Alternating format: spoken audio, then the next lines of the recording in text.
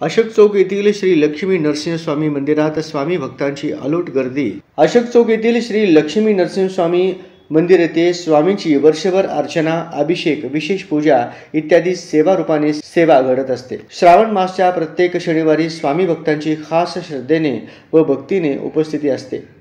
शनिवारी 10 ऑगस्ट 2024 रोजी श्रावण मासाचा पहिला शनिवार असल्याने स्वामी भक्त बहुसंख्येने दर्शन घेत होते।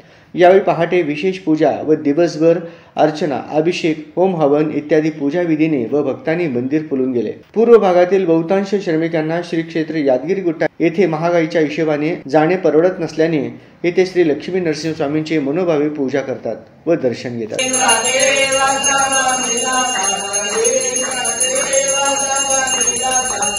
जय